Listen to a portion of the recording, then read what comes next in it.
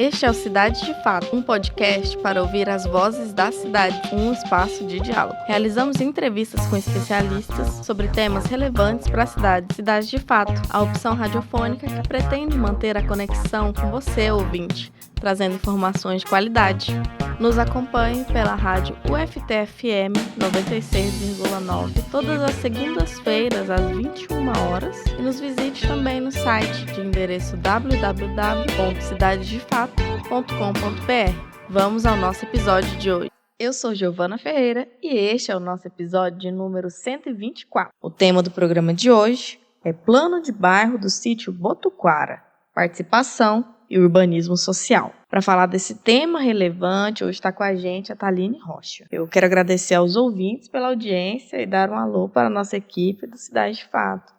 Hoje está aqui comigo o professor João Basoli. Professor, como é que tá? Tudo certo? Voltando a discutir planos de bairros em nosso programa, neste novo recorte, nesta nossa nova proposta de 2025. Falamos no programa anterior de Maringá e agora voltamos para falar de Perus, em São Paulo. Conhecendo as experiências Brasil afora em plano de bairros. A nossa convidada de hoje, Thaline Rocha, é urbanista formada pela FIAM em 2021. É residente no Programa de Urbanismo Social na Secretaria de Governo Municipal de São Paulo. Como representante da sociedade civil, integra o Conselho Municipal de Política Urbana, Comitê de Monitoramento e Avaliação do PDE, a Comissão de Proteção à Paisagem Urbana e o Conselho Participativo Municipal de Perus e Anhanguera. Mobilizadora social e liderança no sítio Botuquara, Perus, há 6 anos realiza uma constante pesquisa-ação em seu território, cujos produtos englobam o seu TFG premiado pelo Conselho de Arquitetura e Urbanismo de São Paulo, a direção do documentário Com Quantas Barreiras se Constrói um Território e a articulação do plano de bairro para o Botuquara, em execução pela Prefeitura de São Paulo, junto ao Conselho Participativo Municipal. Olá, Thaline, seja muito bem-vinda à Cidade de Fato.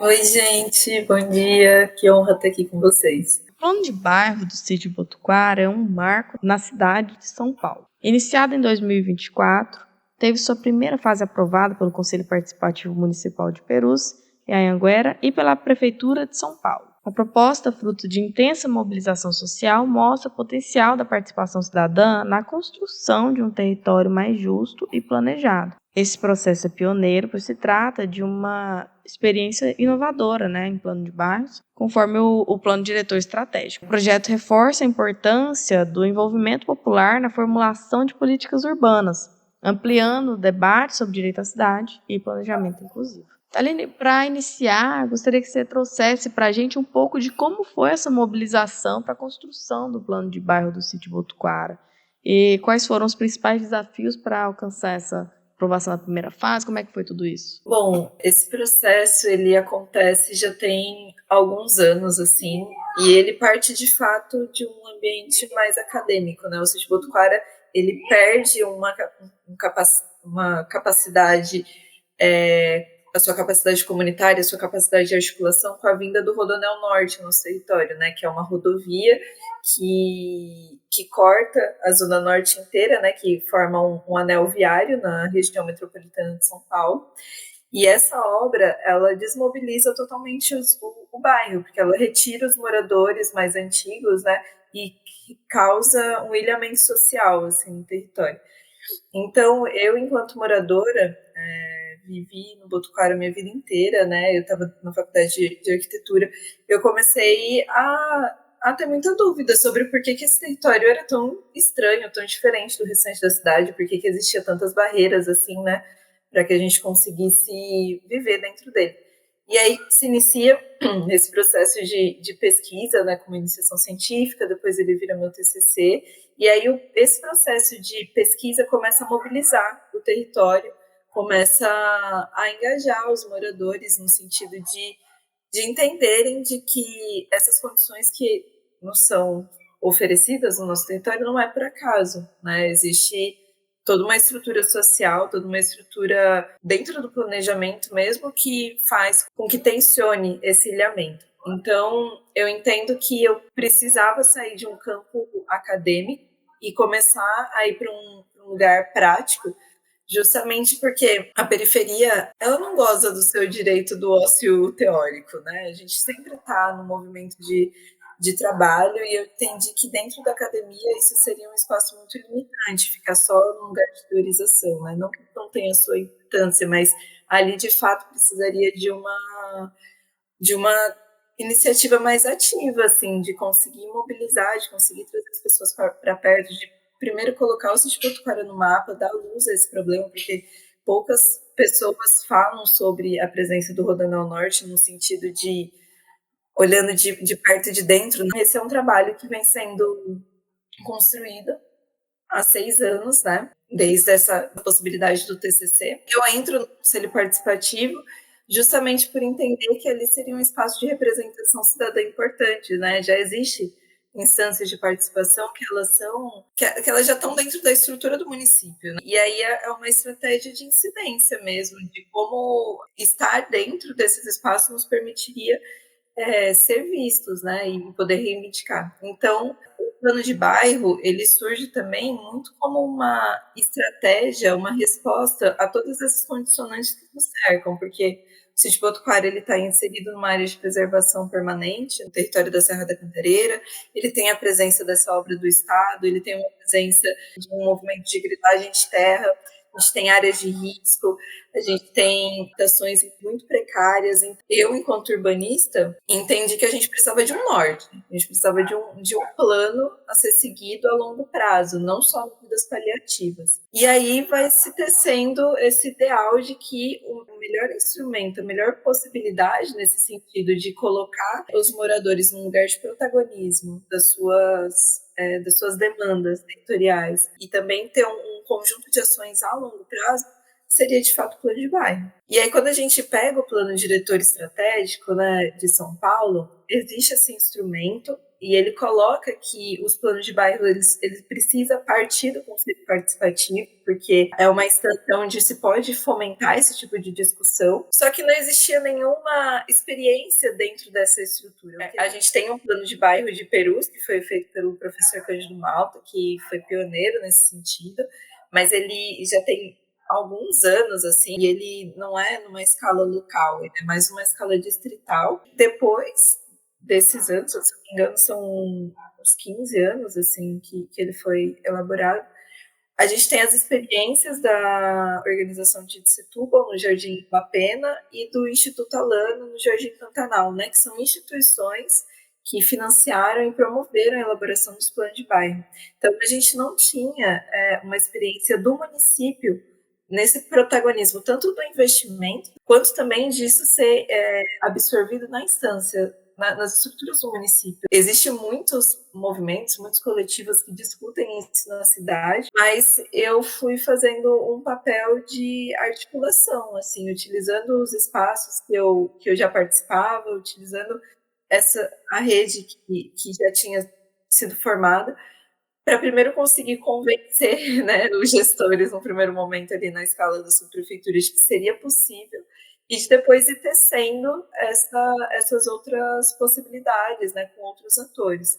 Dado todo esse cenário, né, todas essas questões de uma desigualdade e de um risco muito grande, uma vulnerabilidade socioespacial muito elevada assim, no território, o plano de bairro é uma resposta a isso, uma resposta estratégica. E aí a gente foi um processo muito intenso, assim, para isso conseguir ser aprovado no Conselho Participativo. Primeiro porque plano de bairro é um termo que as pessoas não têm muito conhecimento, né, sobre o que é ou como é possível ser feito, nem a própria gestão da sua prefeitura. E aí, a partir disso, foi um processo de muita negociação mesmo, né?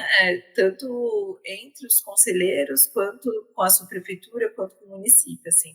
Então, o que acontece é que nessa última gestão do Conselho Participativo do ano de 2022, 2024, o Conselho recebeu uma verba de 6 milhões, onde os conselheiros poderiam escolher onde seria alocado o território em projetos e obras. E o senso comum fazer obras de melhoramento viário, né? Basicamente, assim, asfaltar a rua, botar drenagem. E a gente começa a fazer uma defesa de que não, de que projeto urbano não é só isso, né? Que a gente pode sim usar desse espaço que já estava previsto na legislação para conseguir fomentar uma experiência que seria muito importante para a cidade. Então, a gente consegue fazer essa alocação do recurso, né? Foi alocado para uma empresa municipal, que é a SP Urbanismo, que é contratada pelo município para fazer projetos urbanos. E aí a gente consegue fazer essa negociação onde a SP Urbanismo é contratada justamente porque, como não existe experiência nesse sentido, a gente não teria nenhum termo de referência de licitação. Se torna um ambiente burocrático assim muito complexo. Então a gente entende que a possibilidade da contratação de uma empresa pública, primeiro que reforça esse lugar da estrutura do município, né, enquanto protagonista dessas iniciativas, e também no âmbito legal, burocrático, seria um caminho mais fácil, assim, diante desse cenário, né? Então a gente consegue ir fazendo essa estratégia de contratação com esse urbanismo para que seja, essa primeira fase, ela consiste numa leitura territorial. É mais ou menos assim que funcionou. E aí a mobilização, ela vai circulando por vários espaços. Então, dentro das instâncias participativas, dentro do bairro, né, com a mobilização, com a reunião, com discussões, abaixo-assinados, enfim, de trazendo esse engajamento comunitário da população entender a importância desse plano. E é mais ou menos esse contexto. Gostaria de agradecer a sua disponibilidade de estar conosco, falando aí de plano de bairros, né? Eu acho que é importante. O que a gente vê, os planos de bairros sendo elaborados em diversos locais do país, com formatos e modelos diferentes. Pelo que eu entendi, eu acho que seria interessante esclarecer aos nossos ouvintes, no sentido de que o plano de bairros que vocês estão trabalhando, ele está interligado com a prefeitura municipal. E aí a minha dúvida, né? A prefeitura está financiando a elaboração, porque tem um curso para ser elaborado esse plano, e posteriormente há uma efetividade, né, para a execução dessas demandas. Esse é um ponto que eu queria colocar com você. E aí você fala a longo prazo, mas você demonstra aí na sua fala que termina sendo de curto prazo também em relação às demandas mais necessárias, principalmente você fala de vias públicas, então estabelece também essa relação que eu acho que é importante para os nossos ouvintes. Justamente, assim, ele tem esse papel de ser financiado pelo município, mais pelas condições e o cenário que a gente estava enfrentando, assim, em relação a essa verba do Conselho Participativo, porque é um decreto bem fechado, bem engessado a forma que veio esse recurso. E aí a gente foi pensando opções, assim, estratégias. E que é isso, é uma experiência, né? No final dela a gente vai conseguir fazer uma avaliação se o município, dentro desse protagonismo, né, do município, se isso vai ser positivo, se isso não vai, se isso vai permitir uma participação efetiva, se a população só vai ficar num lugar de escuta, se ela vai ter esse protagonismo na feitura do plano. Eu acredito que tudo isso são experiências que a gente vai avaliar. Outra coisa importante é que, embora a gente planeje uma execução a longo prazo, no sentido de melhorias estruturais ao bairro, né? Quando a gente fala sobre contenção de área de risco, quando a gente fala sobre drenagem, esgoto, todas essas questões, assim, eu entendo que demandam um conjunto de ações e de investimentos que exige ali, né, uma negociação, exige um poder de conseguir alocar esses recursos de uma forma efetiva. E aí, que seja importante, isso está vinculado com uma proposta feita por município, porque ali já meio que se assume um compromisso, né? Ali o município tem ciência das defasagens, dos potenciais desse território. Ao meu ver, se cria uma possibilidade de intervenção no município mais efetiva, assim, né? Eu acho que isso tudo são coisas que a gente precisa avaliar, de fato. O município, no sentido de, tanto no lugar de financiar, mas também de estar muito próximo da feitura desse plano, eu acredito que já acenda alguns alertas ali de onde que os recursos são investidos na escala local. A gente tem hoje, em São Paulo, né, com Jardim La Pena e com Pantanal, os planos de bairros, eles foram incorporados na agenda do Programa de Urbanismo Social. E aí, a partir desse projeto, que ele é intersetorial, intersecretarial, que reúne 17 secretarias e tudo mais, se consegue fazer de uma forma mais efetiva, levar um conjunto de políticas e ações direcionados ao território. Mas isso é porque ele foi absorvido, todos os planos de bairro vão ser absorvidos ao programa de urbanismo social. A gente não tem essa clareza. Então, eu entendo que retomando o que eu estava dizendo, justamente nesse lugar, né, as experiências que a gente tem de planos de bairro, hoje em dia, elas foram absorvidas no programa de urbanismo social, o que faz com que um conjunto de ações e políticas sejam levadas ao território, né, de uma forma intersecretarial e intersetorial. A gente não tem a garantia de que todos os planos que vão ser realizados também vão ser incorporados nessa agenda, né, para que eles sejam executados. Porque uma coisa é a gente elaborar o plano, outra coisa é a gente executar todas as ações que estão previstas nele. A presença do município na feitura, né, traz uma responsabilidade maior, assim, para o município, porque agora eles têm ciência das necessidades e dos potenciais territoriais de uma forma mais próxima, tanto na feitura do próprio plano, mas também eu acredito que se assume um compromisso com o território, né? A gente vai ter que entender como vai ser construída essa agenda com o município, porque a gente vai ter que pensar estratégias de como conseguir alocar recurso para que essas ações sejam efetivadas.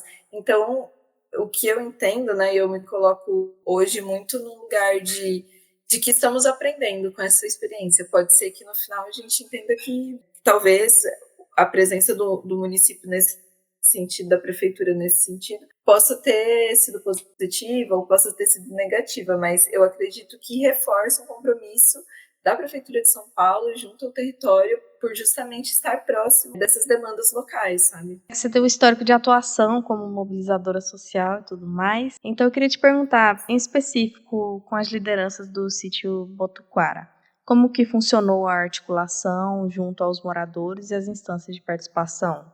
Teve alguma resistência ou foi uma movimentação tranquila, natural? Não, foi bem natural, assim, porque é isso, né? Depois da presença do Rodoanel Norte, a gente se aprofunda muitas questões estruturais no bairro, né? A gente fica completamente desassistido, né? Porque é uma obra tão grande, com uma presença tão forte do Estado. A subprefeitura e a prefeitura nem consegue... se cria uma situação onde meio que o filho não tem paz, sabe? E aí o território ficou completamente desassistido, assim, nesse sentido. E aí, então, o processo de mobilização, ele sempre existiu. O sítio Botuquara sempre foi um território extremamente mobilizado, extremamente organizado. Há 50 anos se vem desse processo, né, dos vizinhos ali, olhando para o território, pensando nessas infraestruturas. Então, essa memória da articulação, ela já existia. Essa memória da construção do bairro de forma coletiva, ela está intrinsecamente ligada à nossa história. Eu acredito que, embora existam seus desafios, quando eu começo a trazer essa discussão para o bairro, com mapeamentos afetivos, com oficinas, com a caminhada fotográfica, né, com toda a metodologia de construção do documentário Quantas Barreiras se Constroem no Território, que foi pensada justamente para reativar essa capacidade comunitária.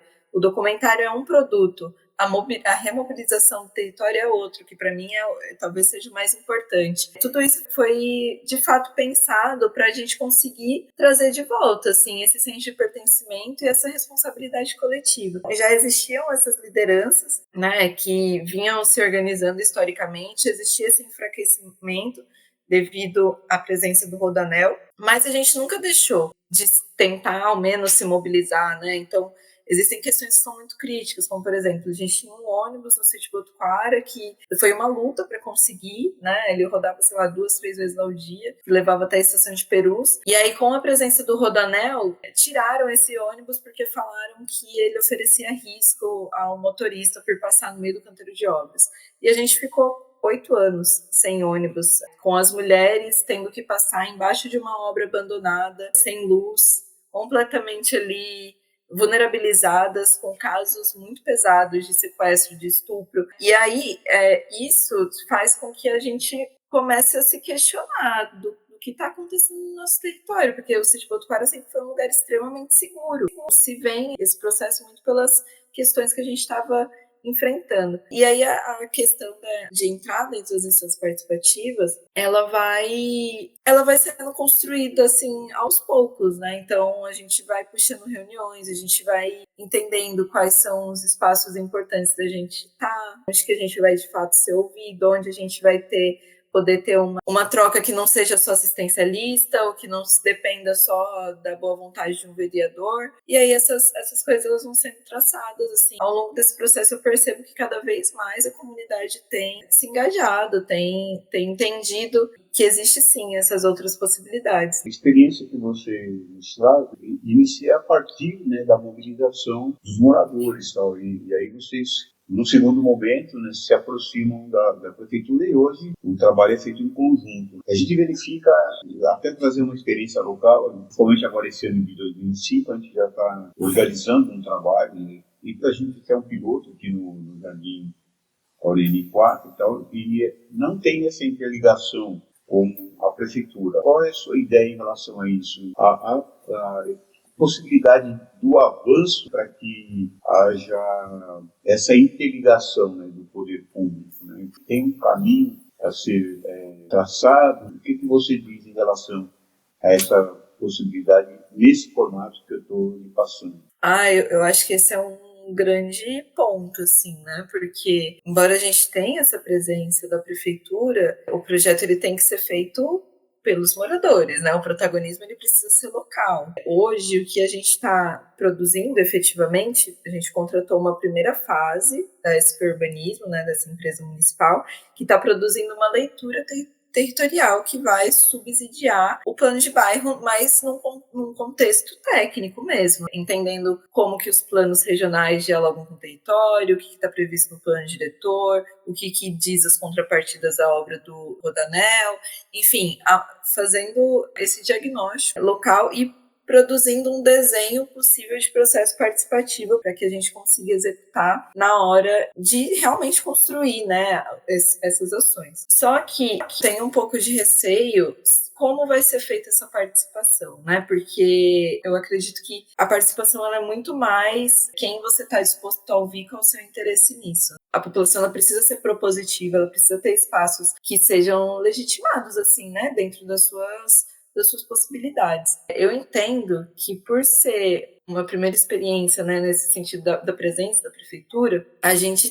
tem essa responsabilidade de, desde agora, efetivar que outros atores possam participar, seja a população, seja organizações da sociedade civil, seja instituições de ensino.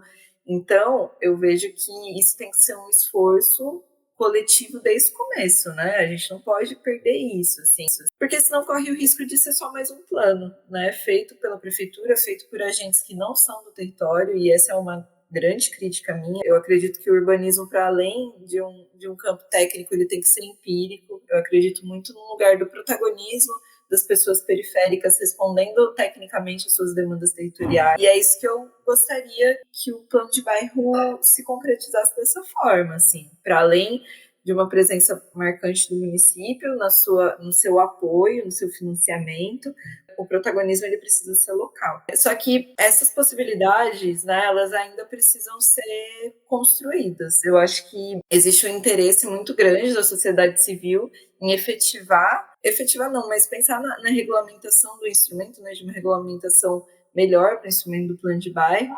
E é nesse sentido que eu vejo que a gente precisa começar a fazer uma incidência para trazer mais atores para perto, né? Tanto no sentido teórico, mas também na sua prática de elaboração. Mas, de fato, é uma coisa que eu fico em alerta, né? Porque não adianta só o município fazer um plano de bairro. Isso daí tira totalmente, descaracteriza totalmente o intuito, né? De como esse plano tem que ser feito, para quem ele tem que ser feito. Então, eu acredito que nesse momento de leitura territorial, extremamente faz sentido a gente ter um campo técnico bem consolidado, né? A gente ter técnicos da prefeitura olhando para o território, fazendo esse diagnóstico entre suas diversas escalas, diversas camadas, entendendo todos esses atores que aparecem. Isso é uma coisa, eu acho que está tudo bem agora ser um pouco mais técnico, mas depois que a gente fecha essa primeira fase e começa a olhar a feitura do plano mesmo, traçar essas diretrizes, desenhar esse plano no espaço, eu sinto que o município ele precisa sair desse lugar de um protagonismo técnico e ir para um lugar de facilitador desse processo. E aí que está o desafio. Para além do plano de bairro, né, que foi construído, eu gostaria de saber um pouco mais sobre as produções técnicas, né, como, por exemplo, tem mencionado na sua biografia o documentário, com quantas barreiras se constrói um território. Eu achei super interessante, queria te perguntar um pouco mais sobre esses outros trabalhos. É muito legal, assim, eu fico muito, muito feliz de ver que as coisas elas vão se desdobrando, né? Como eu falei, a minha preocupação durante a minha graduação era que meu projeto fosse só mais um projeto, um amontoado de informações e de proposições, assim, né? O documentário, ele parte justamente dessa iniciativa de, primeiro, trabalhar a memória territorial, trabalhar esse registro historiográfico do território, porque existe muito um apagamento da sua história, da sua trajetória enquanto bairro mesmo, né? E aí todas essas coisas elas foram se perdendo, né? E muito tensionadas também pela presença do Rodoanel. E aí o Rodoanel ele faz essa desconstrução, tanto da paisagem quanto da memória, né? Então ele tira os moradores que eram mais antigos. A minha avó foi uma das pessoas desapropriadas, ela morava no sítio Botucara há 50 anos. Foi um processo muito violento, de muita dor, que a própria retirada dela, né, desapropriação dela, assim, me acendeu esse alerta de que as coisas estavam erradas, né? Então, o Quantas Barreiras se Constroem um Território é uma resposta a isso. A gente trabalhou muito essa questão da memória coletiva, do pertencimento, né? E aí toda a metodologia de construção do documentário, ela foi de fato pensada para reativar essa comunidade comunitária. Então, a gente fez um mapa de sensação, né, uma oficina de sensações. A gente fez um churrasco da memória, que foi um momento muito legal, que a gente reuniu os moradores para comemorar e para contar as histórias de como era. A partir disso se começa a traçar outros pontos relevantes. Botucara é uma palavra indígena que significa lugar de descanso. A gente tem a presença de um sítio arqueológico, se não me engano, que é datado do final do século XVIII, que parece que era uma fazenda, né, onde as pessoas escravizadas eram pessoas indígenas, e aí começa a se acender, traçar essas histórias de que talvez o lugar de descanso seja justamente por ali na mata, né, ser um cemitério indígena, que aí levanta essa outra questão de que talvez ali exista um sítio arqueológico, e todas essas informações elas foram sendo traçadas, foram sendo absorvidas durante esse processo de construção do documentário, né? A gente fez 2 caminhadas fotográficas com as crianças, assim, trazendo um olhar para essas paisagens, né, que é a Serra da Cantareira, que é um contexto de periferia inserido no meio dessa mata, que é a presença da construção e o abandono de uma obra monumental, assim, que destrincha todo o território. Esse processo ele foi traçando o roteiro do documentário. Então, embora ele tenha um embasamento no meu TCC, ele foi construído a partir de todas essas vivências, né, de toda essa metodologia narrativa, assim. E aí, a gente tem esse produto, o Quantas Barreiras se Constroem um Território. A estreia dele foi linda, ela aconteceu embaixo do viaduto do Rodoanel, que era um lugar onde já tinha acontecido estupros, roubos, mortes violentas, e a gente conseguiu ressignificar, assim, trazendo uma ocupação cultural para aquele dia, onde o bairro inteiro esteve de uma forma muito presente, foi um dia muito emocionante. E aí, a partir disso, depois da estreia do documentário, a primeira reunião que a gente fez foram 50 moradores, né, que eu acho que efetiva muito esse lugar de mobilização, né, porque a partir do momento que os moradores se viram vistos, né, eles viram suas histórias sendo contadas e não é de um lugar que estou vendo essa situação de fora e começo a investigar. Não, tudo isso parte muito do meu sentimento também, enquanto moradora, dos meus medos, das minhas inseguranças, né? Dessas provocações que vão cercando o meu corpo, enquanto um corpo de uma mulher jovem, periférica. É muito poético, é muito bonito, assim, eu sou muito suspeita para falar, mas eu acho que foi uma ótima experiência para retomar esse senso coletivo, sabe, a partir do documentário mesmo. Não, Karine, eu só vou fazer uma observação. dentro da nossa discussão de hoje, que eu acho que é importante, né? Nós temos agora a conferência das cidades, que as municipais agora foram até prolongadas, o próprio Ministério da Cidade, né? Através da Secretaria das Periferias, né? Trabalhar essa possibilidade, né? De aumentar, né? De alguma maneira, implica aí a sugestão para que haja uma discussão aí mais voltada para Plano de Barros já a partir das conferências da cidade. Sim, perfeito. A gente no Conselho Municipal de Política Urbana é um dos parceiros que estão organizando, né, a conferência aqui a nível municipal. E de fato, eu acho que é uma experiência muito, muito importante, assim, né? Primeiro, justamente por sair desse espaço de participação, né? Porque existe um esvaziamento muito grande, né, dessas instâncias de participação. Às vezes, existem gestões que têm medo de uma participação democrática efetiva, né? E quando isso é construído dentro de um espaço que tem esse escopo, eu acho que a gente começa a fortalecer, de fato, né, uma governança participativa, esse espaço de tomada de decisão compartilhada. Eu acho que existem outras possibilidades, né, para que a gente olhe para essa experiência, tanto no nível municipal, né, no nível local ali, olhando nessa escala do bairro mesmo, e aí eu acredito que essas dimensões elas vão se escalonando à medida que a discussão vai tomando mais força, né, porque eu não quero puxar isso de uma forma, eu não quero que a experiência do Sítio Botucara ela seja solitária, sabe? Eu não quero que seja uma experiência apartada do restante das discussões que estão acontecendo da cidade. Ela é uma possibilidade dentro das oportunidades que nos foram oferecidas aqui nesse contexto, nesse cenário, né, que eu trouxe, mas ela precisa ser também utilizada por outros movimentos, por outros interesses, para que a gente olhe para ela de uma forma crítica e entenda essas possibilidades, né? E eu acredito que, de fato, a Conferência das Cidades e oferecendo também essas discussões ao nível federal, né, junto do Ministério, pode ser um lugar muito, muito relevante, né, de discussão, de apropriação técnica, enfim. Estamos chegando ao final do programa de hoje e gostaríamos de pedir para que você, Thaline, nos deixe uma indicação cultural e nos diga para você o que são as cidades de fato. Bom, eu como bairrista que sou, que defendo Perus, da Zona Noroeste de São Paulo, a minha indicação é todo o meu território, né? Perus, Jaraguá e Anguera está inserido no território de interesse da cultura e da paisagem, que também é um instrumento previsto no plano diretor, que entende que o território em si já é um museu aberto, né? A paisagem que forma esse território já é uma grande experiência, assim, de firmeza permanente, de luta, de resistência, de iniciativas e de uma gestão cultural territorial muito forte.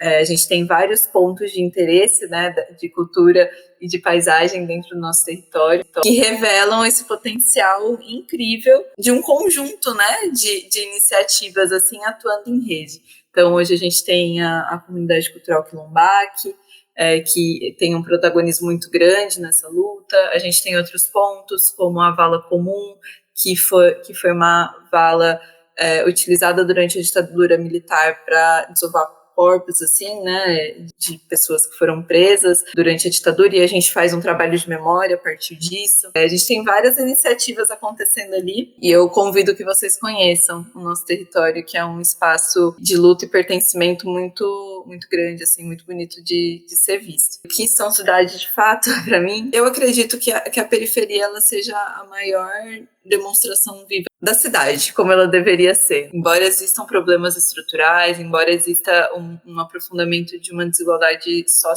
socioespacial muito grande, quando a gente olha para a cidade, para além da cidade formal, para além da cidade legal ali, que tem o seu título de propriedade, que paga imposto, quando a gente olha para a periferia, a gente vê que as dinâmicas são vivas, né? A gente tem uma rede de vizinhos que se conversam, que se olham, que se ajudam. A gente tem projetos, né, que às vezes as vielas e os becos, eles são os melhores caminhos para se chegar em alguns lugares.